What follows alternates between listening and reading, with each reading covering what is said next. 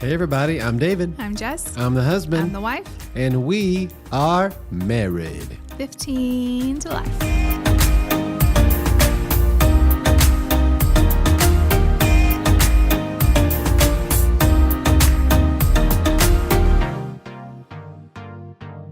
Was that better? Yeah, I liked that better than the singing way. How you doing, honey? I'm doing pretty good. It's been a crazy week, but it's Friday for us, so I'm excited for that. I'm smiling, but David's like, are you tired? I'm waiting on you to ask me a question. Oh, how was your week? How are you doing? I'm just seeing your face like. No, I'm just messing with you. No, it's been a good week. Yeah. It's been a good week. Still recovering. A lot of energy I realize has been zapped out of me, and I'm trying to figure out how to get it back. All but hitting you now. Also, the change in temperatures. I do think the less sun I get, the more tired I feel. Yeah. And so it's very cloudy today. It's been very cloudy the last few days, and so I'm trying to just get back. Yesterday was pretty, but today is definitely cloudy. Yeah, for sure. So yeah, but trying to get back in the swing of everything. It's been a busy season. I'm looking forward to a little bit of a lull, but then we have lull. Just stay tuned, everybody. We got lots coming up. Well, we do, but I mean, it's actually fairly quiet until we get to the Thanksgiving brunch, and then after that, everything picks up for the Christmas church season. Stuff. But That's we what have I mean. A lot of other stuff going on. That's what I mean. I mean, you're about to be. Don't say it. You're about to be very relaxed. So, but I'm the one that's going to be picking up all your slack. That's right. So you better enjoy You're it. I was just saying, a lull. What? You're going to have a lull. I'm talking about us as a family. Okay. To me, like good and bad stuff is still stuff, so it's not a lull. It's a still busy season. It is. Well, I mean, if you're not busy, then what are you doing? That's my thought. I love when we're not busy and I can just relax. And then find something to do. Yeah, but I like doing nothing too. Yeah. Reading a book, watching TV, chilling. Mm-hmm. Have you noticed on the new iPhone update that if it's an unknown sender, it like is off screen and says, "Would you like to see what this is?" I guess I don't have the new update because mine doesn't do that. Mine does that. There's like a thing at the top of the corner that'll like light up with a notification. If it's not in your contacts list, if it's an unknown sender, it puts it up there. Oh, that's good. So that way you don't have to mess with it if you don't want to. I don't get very many of those calls anymore. I don't know if they just crack down on how many get through or. It's not a call; it's a text message. Oh, I don't even get that many of those anymore. Like from companies or Spam. apps or things like that. Yeah. Well, I'm getting a few of them here and there, so I'm trying to navigate which ones I want to say anything to and which ones I want to just block completely. So. My biggest pet peeve is all the group chats that we're in. Oh my gosh, y'all, until we move to this area, they're big on group chats here. Yeah. And it's exhausting because my phone goes off all day long. Yeah. But it's okay. I'm learning how to manage it. Well, it's part of the protection protocol. I know anybody that David texts. That's a female. I have to be included. But then there's also like the staff group text, the just our campus group text. And some of them, I mean, a lot of stuff is necessary. But what I don't like is all the follow-up messages. So anytime anybody hearts something, likes something, right. I wish you could like mute all of that. There's got to be a way. You can mute the whole thing, but I can't mute the whole thing because some of that stuff I need to see. Right. So anyway, that's my pet peeve. And no, I get it. Group text. And I'm slowly trying It's kind of like when everybody CCs each other on emails. Yeah. Oh my gosh. Reply all. Yes, please don't do that. Yeah. Well, I'm trying to slowly unplug you from all of those like small ones. It's where I like do like being one other person that's on the staff or one other person that's in the church. Yeah. And that way you're not having to be in all of them. So my phone is like beep, beep, beep, beep, beep, beep, beep. Mine is too. I'm in the middle of filming. Anytime I watch my videos back, I'm like, oh my gosh, my phone, you can hear every bit of it. Anyway, that's all right. So that's the before chit chat that we tend to do. Everybody seems to like except me. Which you're weird. I like if a podcast is about something, like let's get into it. I know, but very few podcasts do that. I know all of you like the small talk, so we're leaving it in. Yeah, because that's real life. But there's some people that don't, because you'll see in the comments it'll be like, the podcast starts at 4:22 or whatever. Not for us. Not for ours. But a lot of the YouTube videos I watch or podcasts I watch, that's what people comment. I hope we get big enough where people start doing that. I really do. Don't waste your time on this Speaking of which, thank you for all of you who've recently subscribed. We're still trying to get to 1,000 this year. We hope you will help us do it. Please subscribe. Please do. I know a lot of you may think you're subscribed, but maybe you've never actually clicked that button. Sometimes YouTube unsubscribes you. Yeah, so please go back and do it. And if you are subscribed, unsubscribe, and then resubscribe. It'll help the algorithm. No, it won't. I don't think so. Actually, yeah, it does. It does. Well, I don't know. That makes me nervous. Don't unsubscribe. But then just immediately, right then in that second, resubscribe. Do that. Oh, Lord. It'll help the algorithm. But anyway, so we've had a trend here that we've done for the past several months of doing these episodes, and that is we'll do a bunch of random ones, but in between the random ones, what we'll do is we'll do a ongoing series of 2 or 3 episodes about a place we've been in ministry. Like kind of like a story time. Yeah. And so we did 3 years in Texas, and then we did an episode on the in-between Texas and Georgia. And so, and then we had a lot of episodes we needed to do after that. But now we're going to pick back up for the month of November, and we're going to talk about, in probably 2 or 3 episodes, probably we could do 3, but our time in Georgia. Yeah. When we were in Cartersville, Georgia. I have a lot of great memories. Me too. And we'll get into why, but I have so many memories, and we have a lot of those documented on YouTube, a lot of our memories and videos and recipe videos I've done and all kinds of different videos is in that. Your channel season. was in full swing at that point. Yeah, so we have a lot of recorded. That's when I really started to post a lot. I really started putting a lot of time into it. The kids were getting older, so it was easier. Yeah. They were still little, but. Yeah. And I think at that point, 2016, social media had become everyday life for us. Yeah. So now it was nothing for us to record something, post something, take a picture of something. And we had a lot more time. Yeah, we did. So where do you want to start? You want to kind of wrap up? Let's just wrap up with the summer. And so when we talked about the summertime, we talked about the different. So this was 2016. Summer of 2016. We were.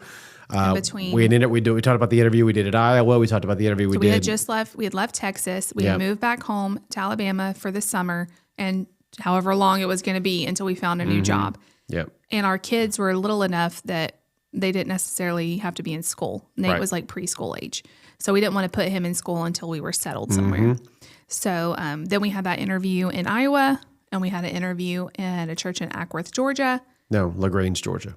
No, I know, but we talked about the Ackworth one too on there. The Ackworth one is the one we're about to. I know, but we talked about both. Yeah, we had at the end of that episode, we talked about. Before we even moved out of Texas, we had an interview in LaGrange, Georgia. Right. But then we moved, so I kind of didn't include that one because we had already moved.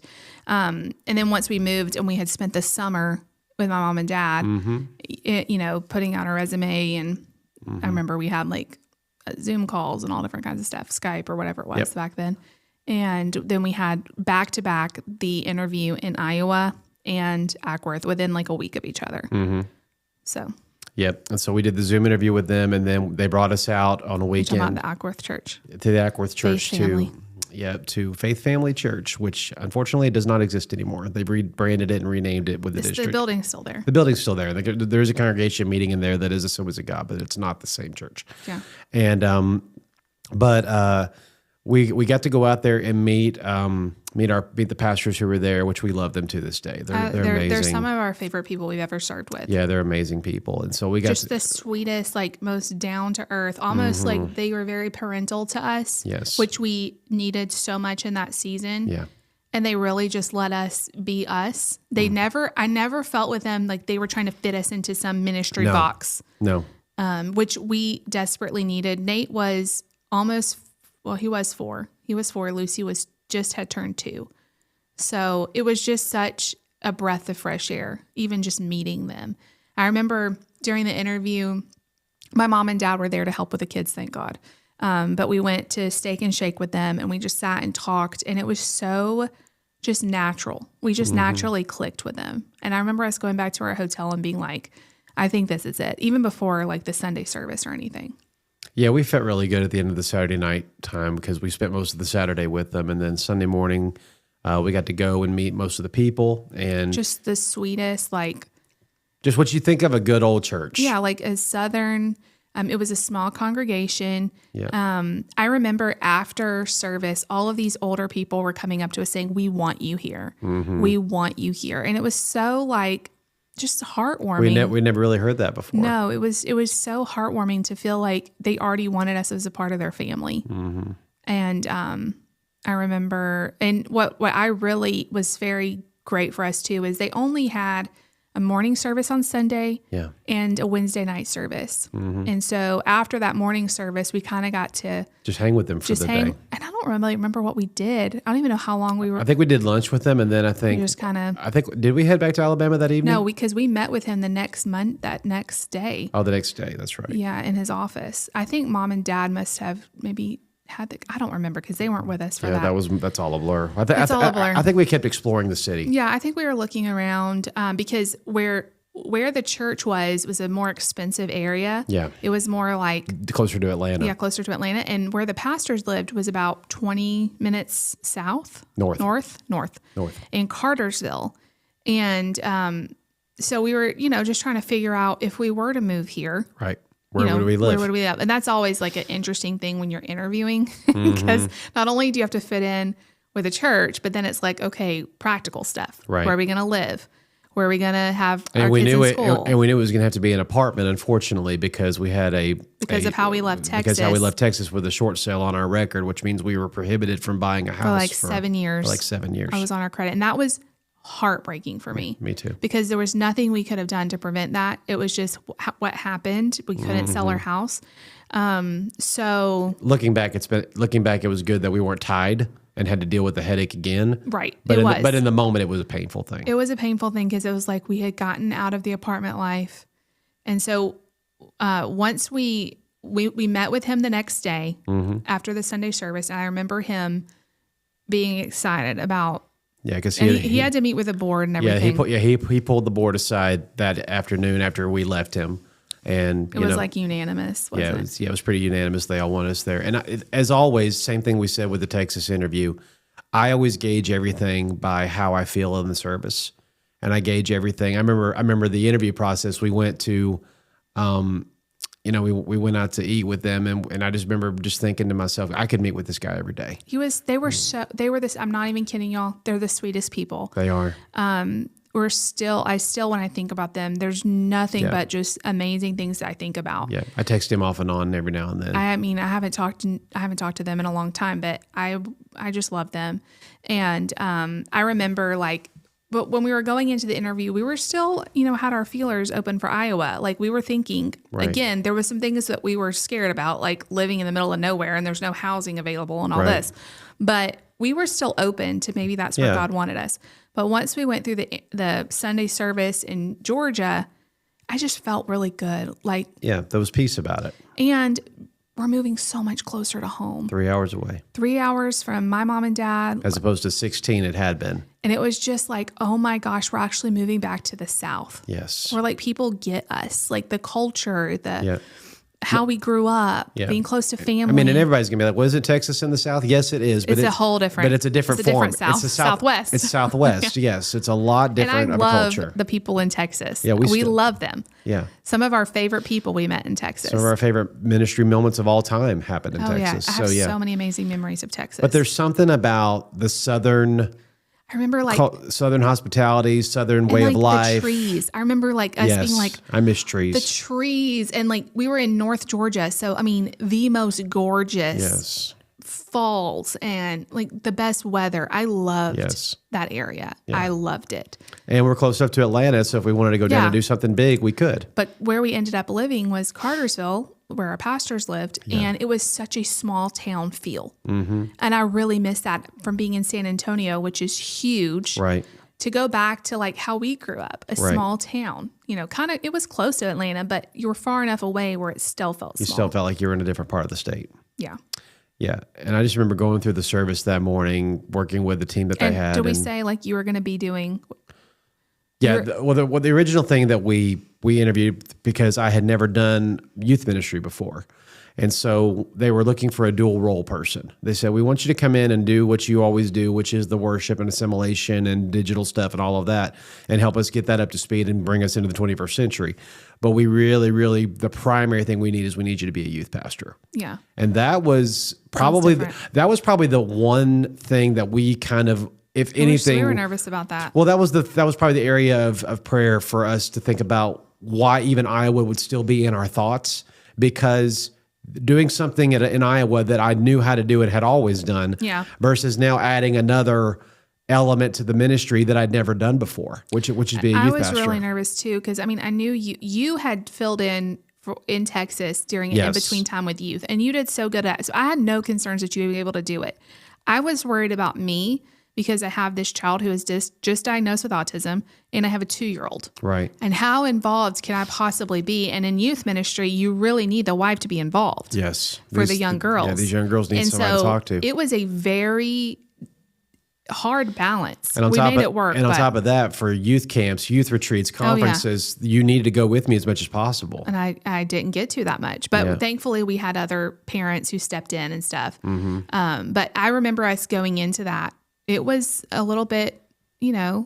and you were also, Pastor Donald was the only other pastor. That was the only person on staff. Yeah. I mean, y'all had a secretary. Right. But that was it. And so you were going to be like his right hand, not just youth and worship, but lots of other stuff. You were more like an associate. Y'all are both like, we'll do whatever Yeah. needs to be done. Yeah. Yeah. It was interesting to follow into that. There was one of the other, this church also had a food ministry, Yes. which was one of the first times we experienced that. And this was a little bit of a new element to me, in that coming from faith and coming from Kingwood and coming from the church we served at in Texas, we had really never served often, like consistently, in a small church. Yeah. So that was also a new element, where now literally every single person in the church knows every other person in the church. Oh, yeah. And now you're in it's faith and family and church, and that became the core values. One of the things that really solidified that he wanted me there was he messaged me in the interview process, because we talked to them for about a month before we actually came out there. And he messaged me kind of, this is where my heart is. This is what I want to do. This is kind of what I feel like God's led me to do for this church. And he's like, but I can't ever, I'm not good at vision statements. I'm not good at core values. I'm not good at all the stuff that a lot of churches have really honed in on. That this is the stuff you preach about. This is the stuff you talk about. And so I just said, well, just send me everything you have. And he sent me paragraphs and paragraphs of like what matters to him, the stuff God wants him to do.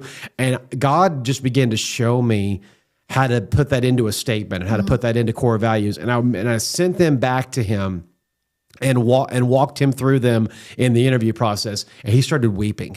Yeah. He's like, this has been in my mind and in my spirit for years, and I've never been able to articulate it on paper. And you've just done that. The relationship you had with him was so unique. Yes, it was. It was. Y'all were so like in step with each other, and like you were such a help to him in terms of a lot of like things like that, like organization, and you helped with assimilation, and you helped with first impressions, and you kind of gave. We organized their kids ministry, and of course Yeah. we did their youth ministry and their worship ministry. Yeah. Basically, I had my hand in every single ministry of the church. Yeah, it was but at the same time, it felt so low pressure. Yes. They were just so grateful for anything we could add. Yeah. And it didn't feel like they were waiting for us to fail. It didn't feel like it was like a taskmaster. No. It just felt like a family. It truly did. And they were so grateful to have us. Yes. And I remember our first Sunday. So we get the job and we have to move in. But of course we aren't coming back down until like we're actually moving. So we had to like look for apartments again on the internet. So pretty much the entire month of August was us trying to figure out how we're going to get there. It was crazy. And like Pastor went and looked at some apartments for us. Yeah. We ended up settling on an apartment on the second floor, which I wasn't happy about. That's all they had. That's all they had. It was a 3-bedroom because we knew that we wanted Lucy and Nate to be separate. Rooms. And I was really nervous about the second floor because Nate was so active. Yeah. And I remember starting to contact the schools before we ever moved there. Yep. Found the school. Which is right down the road we from us. didn't even know it was right down, literally right down the road from us. Half a mile. I couldn't believe it. We didn't even know until we moved in how close the school was. Right. And I remember immediately they had an autism specialist at the school, and she was amazing. She was amazing, and she helped me so much kind of get everything ready for Nate because he was going to be going into preschool there. But I remember the day that we moved, so we loaded everything up on the U-Haul, and Mom and Dad were going to come later and help us unpack. And I think your mom and dad came at some point, but it was just us going down there. I don't remember exactly what was going on. And Pastor and a bunch of the men from the church were going to meet us there. So David was driving the U-Haul, and I had the kids, and you were driving the U-Haul with your car. Yes, towed to it. And then I had the kids in like the, whatever I had back then. Was it the Jeep that I had? Probably. I think so. And, y'all, it was crazy because it was like a lot of like it was a crazy drive. It's like, here comes Georgia. And we had a house worth of stuff crammed now into an apartment. And I remember when we got there and they started bringing stuff up to the apartment. Y'all, and I had pared down a lot. Yes, you had. We had pared down a lot, and then we, moved to mom and dad's, and we still had a lot of your mom and dad's furniture, which is bigger. Y'all, they put all this furniture, and of course they're just bringing stuff in, because we didn't know where we wanted everything. We kind of knew the rooms, but when they got done bringing everything in, we had no, like you couldn't even move. It was just like everything was everywhere. Right. And it was just me and David and 2 little kids. We had no family to help us unpack. Yep. And I remember Pastor Donald being like, take all the time you need. he's like, y'all are in over your head here. We'll see you on services, but I don't expect to see you in the office or whatever until y'all get settled. Settle, because it was so bad. But we buckled down. Yep. And like in one weekend, we had it mostly unpacked. Yeah, we did. Because we had to. We couldn't live in that. And I wanted to get to work. Yeah. And we just, we buckled down and we unpacked, and it was crazy. That was the most crazy move. Yeah.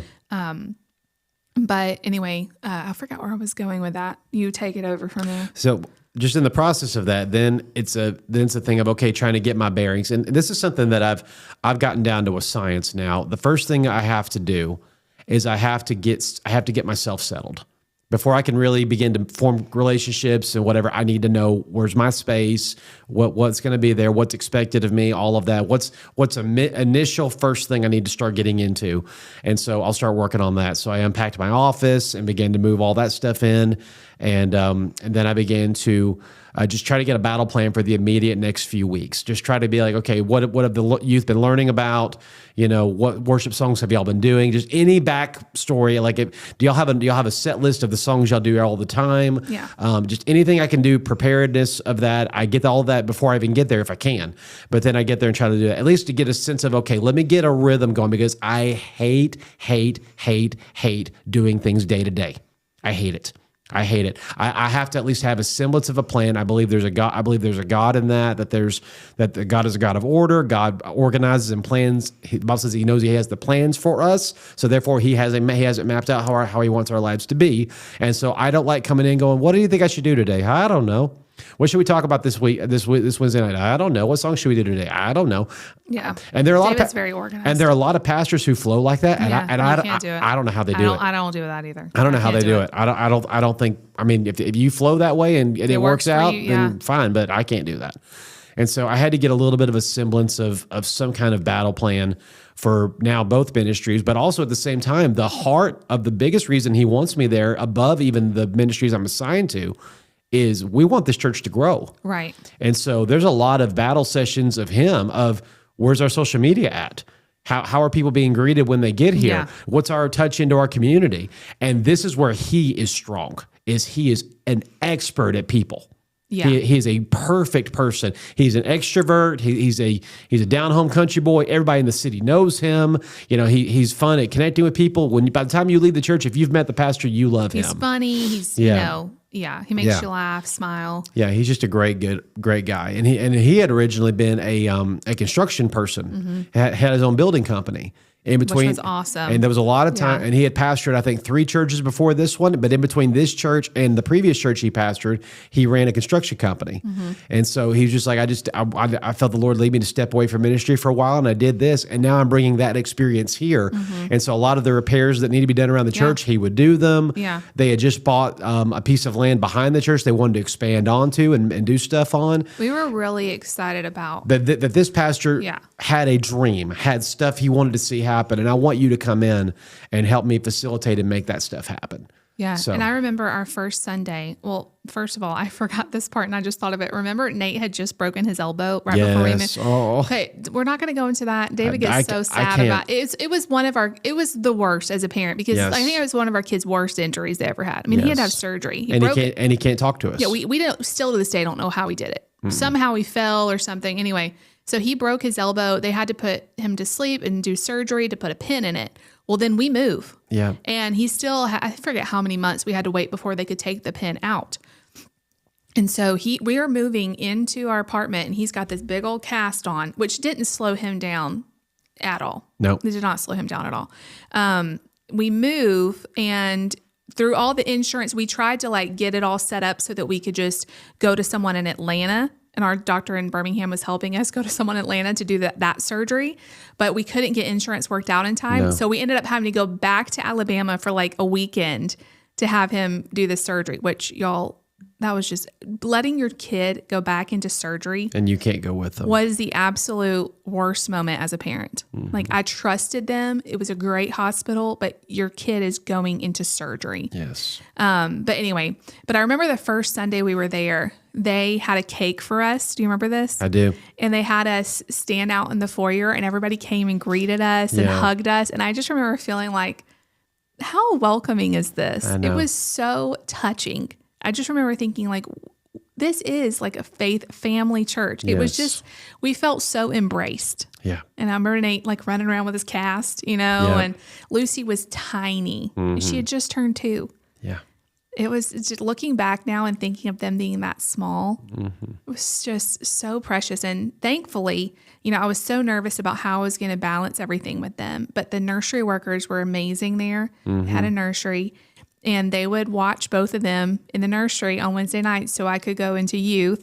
Right. And they were little enough that they could do that. Now it's hard because Nate's, almost as big as me. So he can't just go into a nursery. But back then it was so easy because he was nursery size, But anyway. Yeah. So just in the process of all of that, because I'm trying to remember exactly, that first year's a little bit of a blur. Because Nate got into school and he loved it. He has always loved school. And he had been into a preschool in Texas for just a few months before we had to move. And so getting him back into the school routine was awesome. I have so many memories of me and Lucy being in car line, picking him up. And, like I said, in the apartment, so many memories of just being there, vlogging, cooking. It was a small apartment, but we really had everything we needed. We did. It was a nice place. I still have lots of great memories from that. Anytime I see a video with that apartment in the background, I can remember exactly what it felt like. Yeah, me too. Yeah. Yeah. And so just the process of figuring everything out. I just remember the first time I actually spoke to the youth ministry. And I don't remember what I preached on, but I just remember the feeling of, so you're a youth pastor now. This is interesting. But we had some of the best kids. Oh, they were. We to this day, every time those teenagers post anything on Facebook or Instagram, I try to like it. And anytime their birthday comes up, I always tell them happy birthday. It was so fun getting to do we did a Halloween party. We did a Christmas party. We did Valentine's stuff, getting to spoil these kids. Just the fun things you do with kids, fun, remember the s'mores night. Remember the first thing we did with them when we got there? I don't remember. What time of the year it was? Remember what we did with them? No. We took them to the corn maze. You did. I didn't get to go. Yeah, you didn't get to go. I loaded them up and took them to a corn maze. We did that twice while I was there.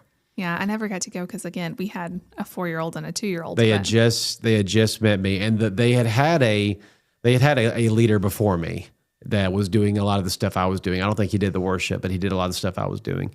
And so that's the other weird thing, especially with teenagers. Oh, they attach themselves to somebody. Yeah, it's hard when it changes. That person becomes their whole world. I think it's hard for adults too. Well, it is, but teenagers especially, they're this is the person that's, really trying to help me and really trying to, form me in my young walk with Christ. And so this was also, some of this, we'll get to more of this later, this also where you start dealing with the repercussions of the new culture that's being created. Yeah. We started dealing with a lot of kids that had questions about stuff that I didn't even consider a question when I was growing up about, about dealing with, the homosexual lifestyle, or dealing with my friends are this way. Is this okay? And I'm feeling like this. Does that mean God's saying this to me and everything? And you start dealing and teaching kids how to navigate truth. Oh, the culture is so different than when we were kids. It was. It really is. And it's all more of the so stuff now, on social media that they deal with. We didn't have all that. That was just beginning to be a big deal, where social media it had been around, but now it's becoming such a guiding thing. Yeah. That they were like every new trend or thing. They would walk in and go, "Hey, Pastor David, this video is going viral. We should do it." And things like that. I remember us doing, what was that weird freeze one? Yeah, the freeze video. Anytime there was a weird viral thing, we would all do it. And it was such a fun group. Yeah. And I remember it's slowly growing. we would have, I think one time I remember we hit 17 kids on Wednesday night, Yeah. which was huge for us. It was huge. And they just had such great energy. Yeah. They really were great Every new kids. game we'd come up with it for them to play. We played all kinds of crazy games with them, and they loved it. What was your favorite one we did? I'm trying to remember. We did like a lot of minute to win it games. Yeah. We did, what was that M&M bird That's thing? my favorite. I can't remember what it was. Where you have all these M&Ms in a central location, and then you divide the teams up by color. So you have to take your straws, and you can only bring back the yellow or the red or the green. And you have to put your mouth on a straw and put your straw in the M&M and suck, and then hold the tension and get it back to your station. This was before COVID. I know. Well, they didn't share the same straw. Yeah, but they dropped it in their mouths, didn't they? No. Oh, okay. The M&M's on the end of the straw. They're sucking on the straw to hold the M&M. But then when they did with the M&M. They dropped it in the bucket. I thought they dropped it in the other kid's mouth. No. Oh, okay. No, because you got. What was that? Well, I thought it was some bird mouth thing. No, at the end of the time period, you had to find out which team had the most of their color. Oh, okay. That's how you knew who I'm won. thinking of a different game, but I can't remember what it was. Yeah, no, we didn't. I never had mouth to mouth anything. But it's no, no, I don't mean mouth to mouth. I mean like straw to mouth. No, we never did that. But it's so funny because before COVID, we did all kinds of stuff that we would now be like, oh Lord. I don't know if we can do any of that. Just after COVID, it makes you think things different. We just we came up with we tried to maximize the use of our room because we didn't have the biggest youth room. No, but we had where we met with was like a fellowship. It was a fellowship hall, and it had a kitchen attached. It was a pretty good sized space, but it was just very multi-purpose. So we couldn't set up like a hangout for them. And also, I mean, we're doing a lot of the fun stuff in the front one. We'll tackle the other stuff in the next videos, but. Also, anytime we would do a taste test video, the kids got to have the spoils of that. Yeah, so we would have like cereal night. Yeah.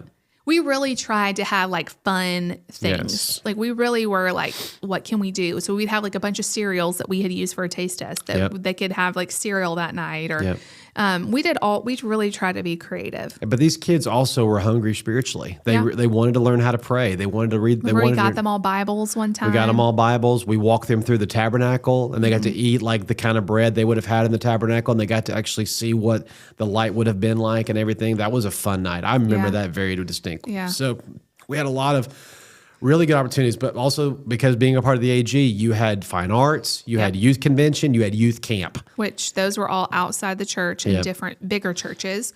I got to go with you to a youth conference. I got to go to the fine arts. Yes, you did. So we had family that would come and stay with the kids when I really Did you ever go to the fall youth convention with me? I went to one convention. Yeah. I forget which one it was. And then you went to fine arts. I went to fine arts more because I really like to see our kids like do their do what they fine like to arts do. Is like where they. How would you describe it? Fine arts is where they have multiple categories of things that kids can do to show the God-given talents they have. So whether that's public speaking, drama, singing, dramatic reading, photography, music, playing an instrument.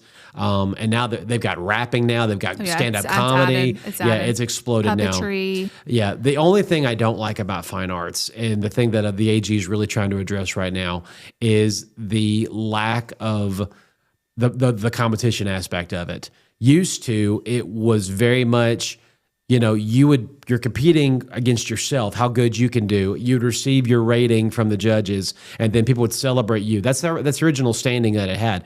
But then it became so much about church versus church, and after a while, this rivalries begin to feel. Well, this so and so churches always get superior in human video. We always get superior in human video. So now it's the thing of who's going to have the better one this year. And little by little, it takes away from, hey, are we not celebrating what God is doing in our people? It's the same thing I have, and this is a whole rabbit trail. I don't want to get off on this too much, but it's the same reason why I hate posting who gives how much money to missions every year. Yeah. I hate it. I hate it because then you have this huge long list of all these churches that give multiple thousands, hundreds of thousands, sometimes millions of dollars to missions, while this little bitty church our size can only do so much. Well, what I think it was meant to say, look how good, look how celebratory, look how good God is. But the enemy can whisper one thing, I know, and it turns all of that. But you have to remember, just like God says, like the widow who gave to whatever. She's given more than all the others. And I was thinking about this for pastor appreciation, and we get different money and different amounts from different people, and we appreciate every bit of it. Even just a card saying thank you means the world. Yep. But over the years, you have people that have more, and so they can give more, and we appreciate that. But then you have people struggle. Absolutely. And they give you some money, and it just means like the world to me. Because they just gave up a dinner one night to give us that. Yeah. And it, so I look at the Speed the Light and all the donations kind of the same way. Look at what our little church gave. Absolutely. You know, and that's kind of how you have to look at it. Not, I wish we could be like this huge church with thousands of people. We're not going to be able to give as much as them. No, I just wish they would tweak how they present it, because it never shows that. It always only shows the big givers. It never says, hey, and look at this little church that per capita for their amount of people and their amount of income, they gave this much to missions. Yeah, That's a big it's not deal. A competition. It's not a big deal, but it's recognizing God's goodness in that church. But anyway, that's the whole side. Yeah, that's a whole side thing that I wish the whole point of fine arts is just seeing. It's amazing to see the talent of these kids. Yes. Every time I go, our kids are great, and all the other kids too. I just remember sitting like, man, the future is bright. You know, if they stay. Right. Focused. But so many times in culture, we can like be down on teenagers and be like, they're all terrible. They're all, you know, in my day, we were so much more, you know, whatever. But there are so many amazing teenagers out there. There are. And getting to spend time with these kids and hear their stories. Yeah. And like dream their dreams with them. I remember this one kid that we had that really struggled in life. Like he just had a bad card dealt. Remember when you worked with him on the short sermon? Yes. And he got up there and y'all, he blew it away. I've never been more proud of a kid. I mean, seriously, he had the worst home life. He did. And he used it. Yes. And he gave, I mean, it was phenomenal. He got superior for it. It was phenomenal. Yes. And in those moments. By the end of his short sermon, I don't care how many times I heard it, if you didn't have a tear fall out of your eye. It was amazing. He was so good. And so to see how God was using them, it was so rewarding. Yep. That was a very rewarding season. Yeah. I'm going to save the youth camp talks to the next episode, because I wasn't there for that. I could do a whole episode on youth camp, and I probably will, because that was Maybe the we only. could talk about like our youth camps and the youth camps. That will be a whole episode, because I did 3 youth camps with them, and all 3 were very different. You have to be a special kind of person to be a youth camp counselor. That's all I'm going to say. And I'm not that type of special person. So stay tuned. That'll be either the next episode or the next one after that, but we'll get there. But, you know, as we kind of wrap up this episode. I loved being close enough to just drive home on a weekend. Yeah. That was one of my favorite parts. Mm-hmm. A lot of times, like if you had something that weekend or whatever, I would leave Friday afternoon, drive home, stay the night, come home Saturday night. Like it was close enough. We could go to these like day trips almost. Yeah. And we saw our family so much more when we lived there, more than we ever have anywhere else. Which was so important to us, that I wanted our kids were so little. I wanted our kids to grow up knowing who their grandparents were and grow up knowing their cousins. You know, that was a big, big deal for me. I really wanted to have that for them. And so in the process of this first time, because I think I know about where I want to stop this. And we had, as every church does, you have personalities and you have people. The other thing about a small church is if you have people with big personalities and you have people that have a sense of, I want to lead, I want to be in charge of things. In a bigger church, those people have less noise. Yeah. In a smaller church, big fish in a little pond. And you have to realize too, a lot of these smaller churches, these people have been there their whole lives. Right. A lot of them. A lot of them have, yeah. They were born into this church. And so when we came in and we were told, we want you to grow, we need help growing this church. We need new people because people are dying off. Right. I mean, that's a sad thing to say, but when older people pass away, if you don't have newer people coming in, correct, churches are going to die off. And a church that's not growing is dying. I mean, there's no middle ground on that. And we weren't growing, and so we started having to make changes. Yes. In order to grow, and of course, if you've been there your whole life, and Sister Susie over here is the one that always does that, or she always does that, or she gave the money, or her parents did for this pew. Yes. And this. They painted this hallway, and how dare you repaint it, even though the paint's falling apart, Yep. And so that was the biggest struggle at that church was we were really trying to, we didn't come in there and, go crazy, but just make small changes to modernize. And there was some pushback from certain people who had been there their entire life. Yeah. And a lot of it was multiple things. A lot of it was scripture stuff. Of just different ways they interpret the scripture. And you can't really argue on those things. You can try to have Greek and Hebrew classes, but I don't know who wants to sit around for that for a lot of times, unless you really, really want to go deep in the word. But a lot of it was control. Yeah. A lot of it was, this is how we do things. This is how I want things done. And I'm a big tither here. And so if you want my tithe to stay in this church, you're going to do what I want you to do. And this was the first time we'd experienced that kind of spirit in a church. So in Texas, our pastor worked with a board, But ultimately, he had the final say. And the board didn't push back. Like, they supported their pastor. Yes. Here, because Pastor Donald had only been there for a couple years. A few years before we got there. The board really ran things. Yes. And he didn't have final say. And for those of you that was a totally different experience for us. For those of you that are not familiar, a lot of churches have something that's called a constitution and bylaws. Constitution sounds just like it sounds. It's like the U.S. Constitution. This is the governing of how the church needs to operate. And most churches within our denomination have a very, very, very similar constitution, which is mainly the fundamental truths that we believe, the way church should be ordered, the foundation of how the church flows from the central hub in Springfield, Missouri, down to where we are. Most of Constitution and churches look the same. The bylaws look very different church to church, of how this is the way our services are going to be. These are the times of our services, the number of services, these are the ministries we have. According to the bylaws, this is how we put members into our church. This is how we do worship on Sunday. This is how we do it. And so pastor to pastor, board to board, at a business meeting, which you're supposed to have an annual business meeting once a year, these bylaws could change year to year. And so a lot of times you'll come in, and now being at that church, the first thing I ask a pastor now when I'm interviewing learned our lesson. is, we learned our lesson. I want to see your constitution and bylaws. Because we did, again, this wasn't even a thought to us, because we had served at a church where it all seemed to be run like to us normal, like how we grew up.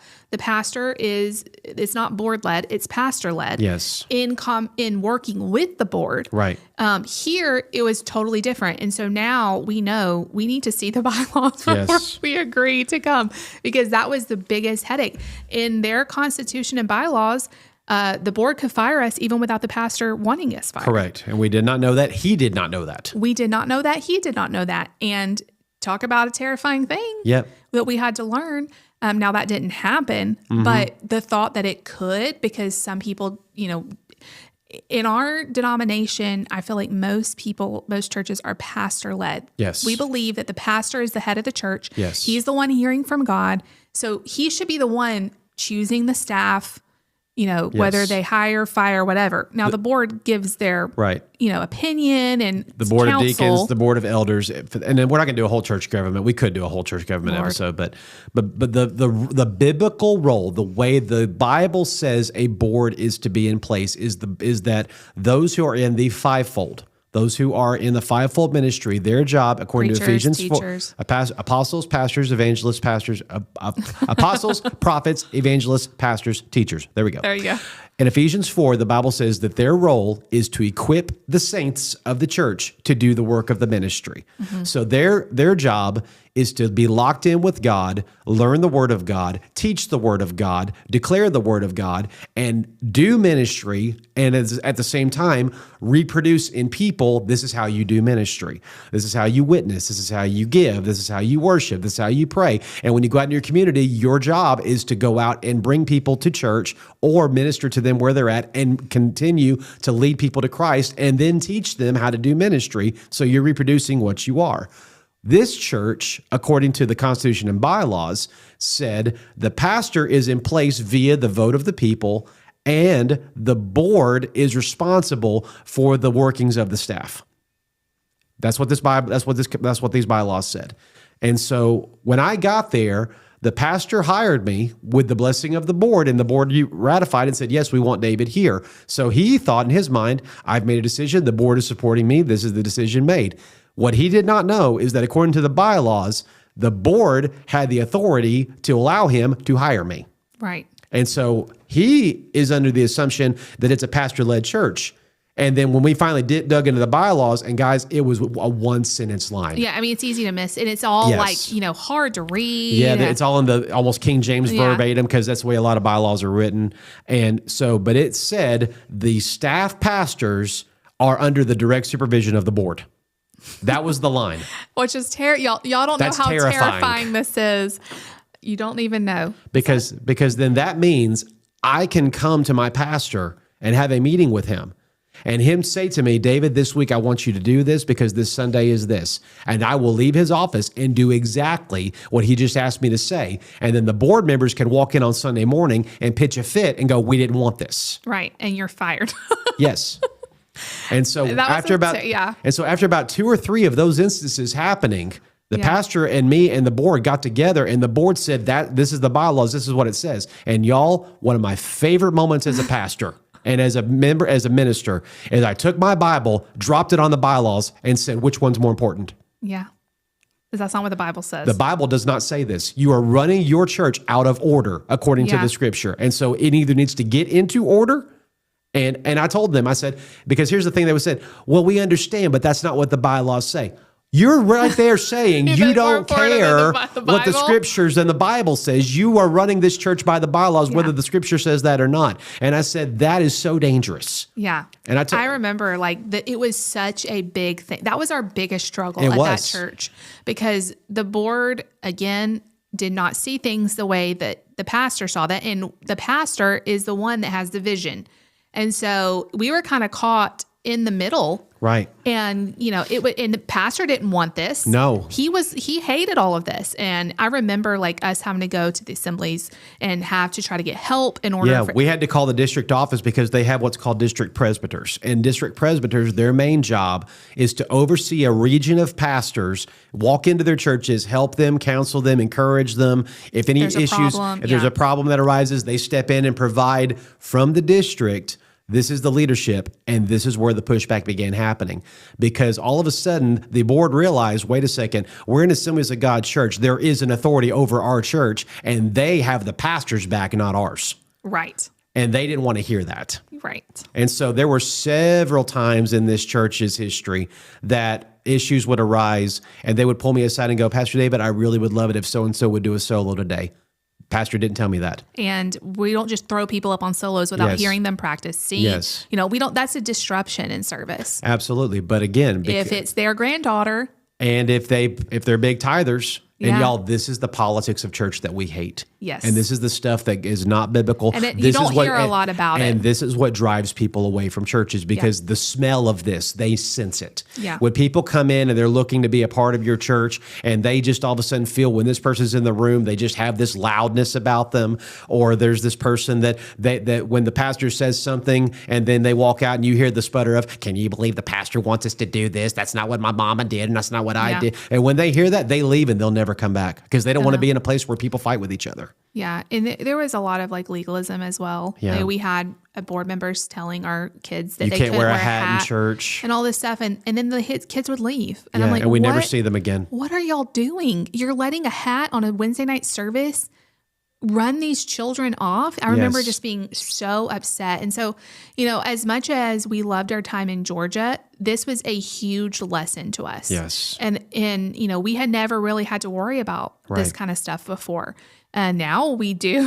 And I'm telling you, at that point, then every time, because we were there for almost 4 years, then every time a board meeting would come around, oh Lord, and every time a annual business meeting would come around, it was a war session. Yeah, because y'all were trying to change the bylaws. We were trying to get the bylaws changed. And we were trying they didn't want the bylaws and changed. We were trying to get people on the board that didn't believe this that way. Did because you're only allowed on the board so many times, like years, 2 years or something. You're allowed. It was like 3-year stints, and then you had to take a year off. Yeah, and then you could be reelected. So if we could get those people off and get other people that have a better biblical view, this could be this could be a TV series. It really could be. But no, seriously, because it's nothing against the person spiritually. It's that there's a wrong belief. Well, and a lot of times that we have to eradicate out of the church. How does this happen? This happens because churches and boards have been hurt. Yes. They've been taken advantage of. And so they're like, well, we're not going to let this happen again. Right. And they put bylaws in place to prevent it. So probably what had happened in the past, there been a pastor at this church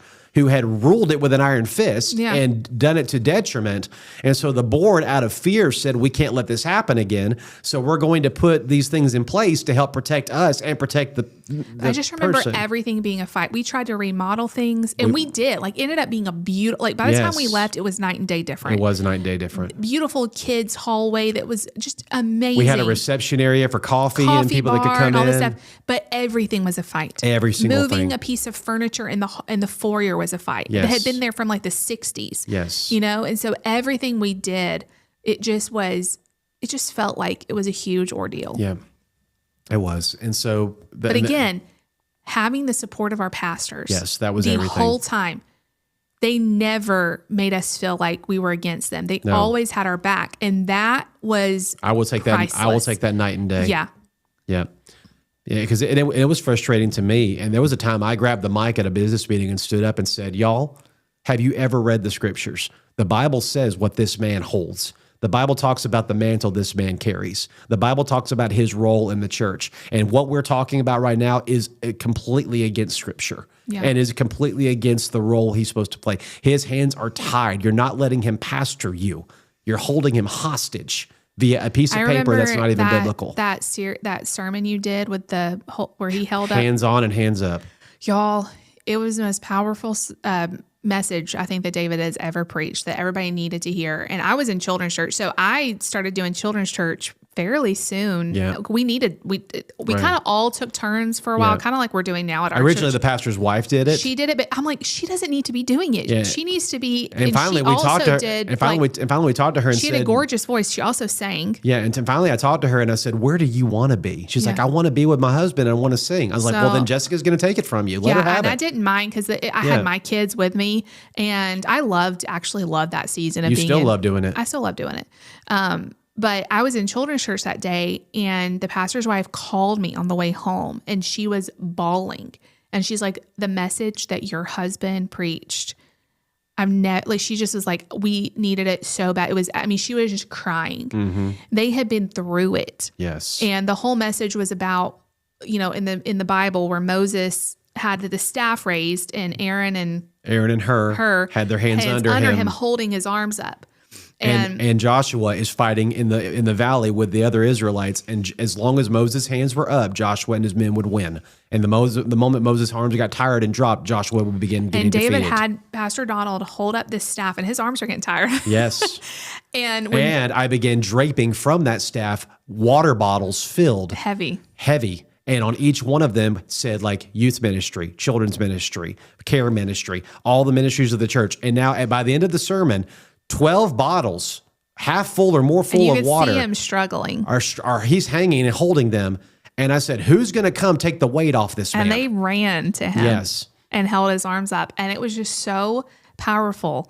It was just such a mental picture that they needed. And I think pastor needed too. Yes. Because, when you're leading something like that, it's hard not to feel, like responsible. Or you're just like, you feel like you're failing. Yes. You feel like, how can I? But it's because he didn't have the support. Right. And it was it was amazing. It was an amazing thing. And I remember us truly feeling. There was a spiritual break that day. Yeah. Which unfortunately manifested also with that Jezebel spirit, because immediately following that, the board called a meeting. Yeah. And pulled me and Pastor into a room and said, okay, everything you just preached is basically saying that we're the problem. And I'm like, yep. And Pastor's like, yep. He's like, and this stuff's going to change. Yeah. And it was a fight for about a year. But by the time we left, though, he had the board he wanted. Yeah. He rose. It was such a hard fought battle. But again, having those pastors. Yes. We've been in a lot of stressful situations in church. Yeah.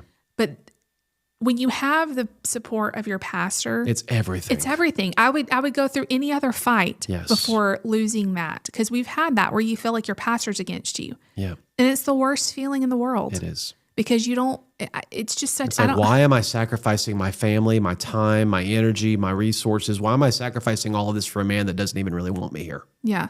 But if you feel like they want you there, like we would do anything for them. We would go to the move. To this day, if he called me now and said, I need you to come help me, I would probably try my best to be there and help him. Yeah, I would too.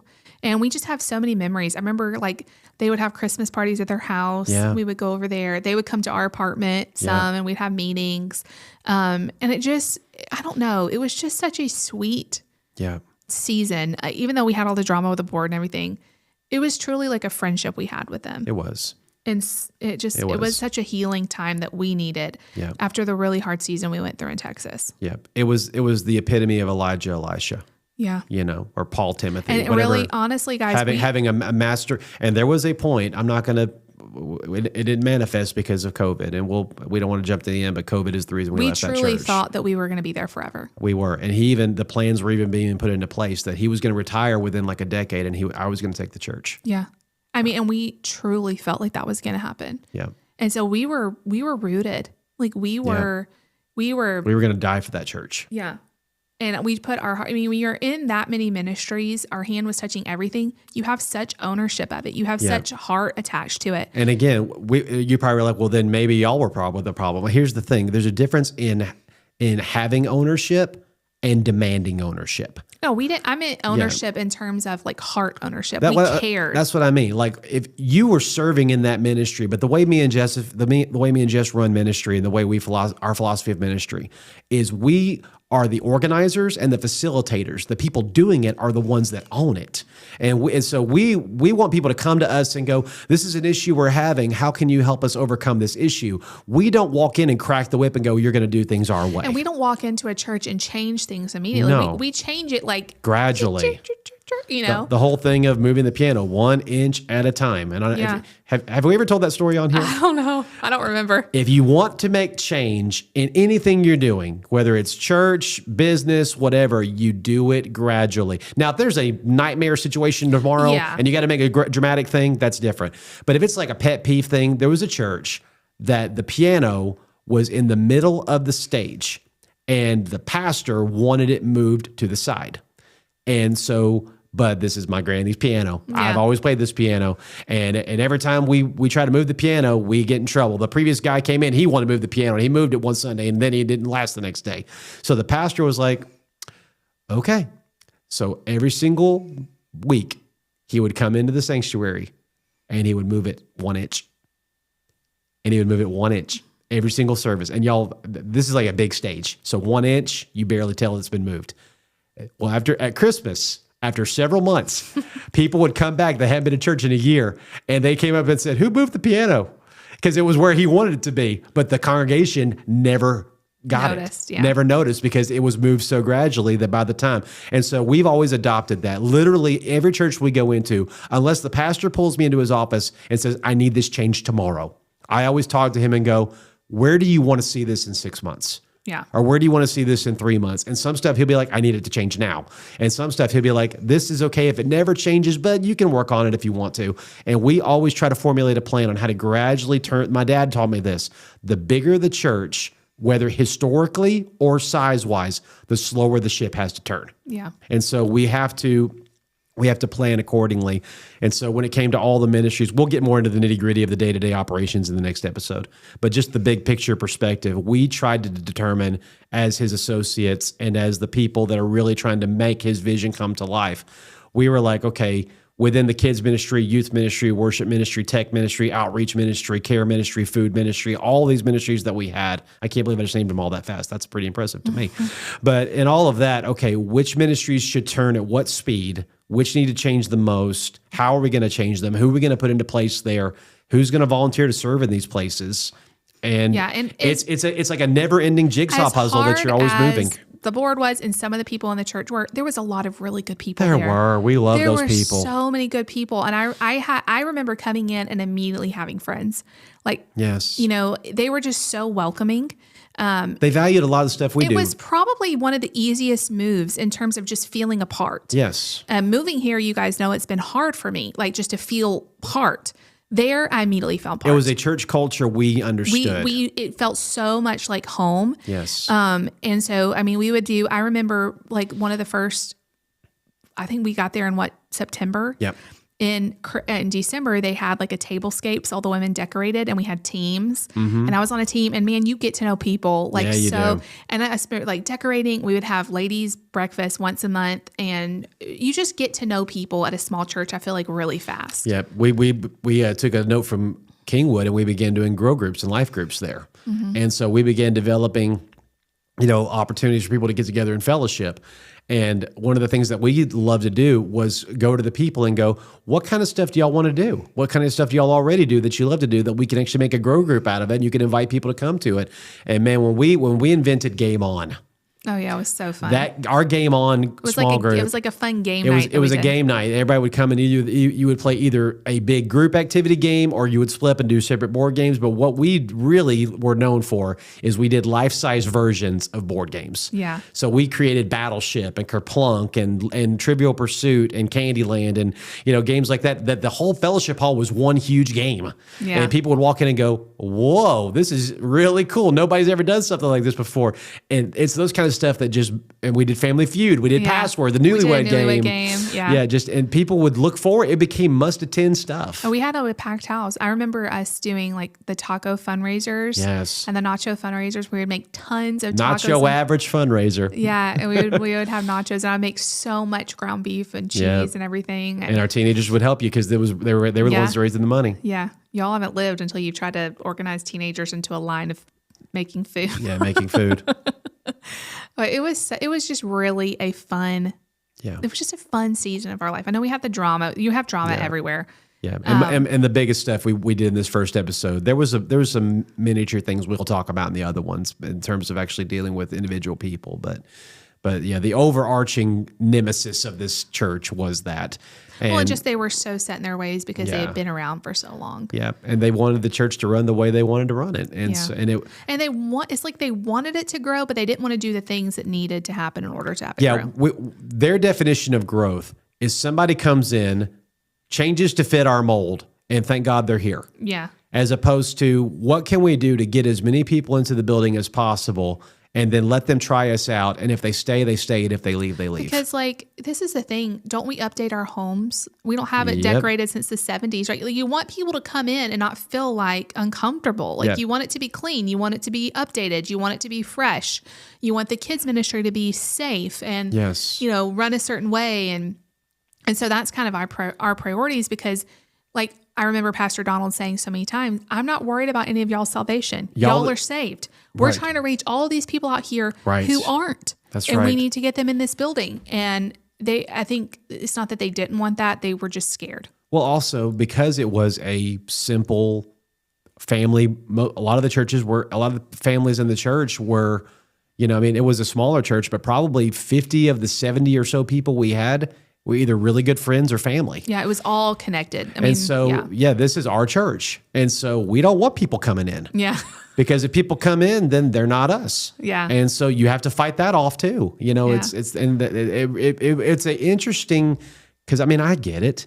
If this is where I grew up and my kids are here and I'm seeing my family grow and be established here, that's great. This is all I need. Yeah. You got to get beyond the myopic. It ain't just about you. It's about your whole community. You're not just assigned to you and your kids. You're assigned to that city. Yeah. And you're there to reach that city for Jesus. And so we've always been about that. Now, of course, if you're here and you're bought in, we want you and your family and your kids to flourish. Absolutely. We want you to have all the friends you want. We want you to have all the fun times we can give you as possible. But as part of the vision of this house, our primary vision is reach the lost. Absolutely. And we want to go after the lost. And that's what Jesus told us to do. It was his last words before he left. And so if you are not about the lost, I question your faith. Yeah. Because if you love Jesus, you love what Jesus loves, and Jesus loves hurting lost people. Yeah. And so that's just where we're at on that. So we can bring this plane in for landing right here. And I just want to, I look back on Georgia with great memories. I don't remember the bad meetings. I know when you're talking about this, I'm like, I remember it, but when I just think back quickly, the scars are there, but they don't hurt anymore. I loved our time in Georgia, and I was heartbroken when we left. Me too. Because I truly felt like we were going to be there forever. Me too. And I could have been there forever. And probably episode 3 is when we'll tackle a lot of that. Episode 2, we're going to tackle youth camp. And tackle. I'll be shutting up that whole time. No, but I want you to talk about the retreats, and because the majority of we had ladies retreats that I went on every year. Let's talk about the actual events next time, and then the episode 3. I will say our time in Georgia, we went to the most stuff. We really did. We really did. Like ladies retreats, youth conventions. You went to district councils. District council. Yeah. Yeah, so we'll talk about You got ordained. I did. We'll talk about that too. Maybe we can talk about that in episode 3 because that happened right before we left. But yeah, not right before. It was I wasn't even pregnant when you got ordained. It was the year before. Yeah. It was the year before. But yeah, we'll talk about that in episode 3. But so stay tuned. We'll do at least 3 episodes on Georgia. And if you're listening to this on an audio podcast platform, please give it a 5-star rating. If any of this stuff sparks questions in your mind of stuff you want to know more about, we're going to be doing a Q&A episode here in the next few episodes. We haven't done one in a little while, so we're going to be bringing it back. So drop some questions in the comment section for this episode. And if you have any lengthy ones, or if you want to do a voicemail, we love listening to those. You can email your voicemail to us at married15tolife@mail.com. gmail.com. Jessica? If you're watching on YouTube, it definitely will help us out if you will make sure that you are subscribed. We are trying to get to 1,000 subscribers, so everybody make sure that you hit that subscribe button. Give the video a thumbs up if you liked it, and definitely leave us a comment down below and share with a friend. I love you, honey. I love you too. I love talking about our past with you and our story. know. We have a really cool story. I know. Sometimes I'm like, I wish we had a more boring story. I don't. It's going to be a great book someday. All right. We love you guys. Love you guys. Until next time, I'm David. I'm Jess. I'm the husband. I'm the wife. And we are married. 15 to life. Roll Tide, but also go dogs. Love you guys. Bye. Bye.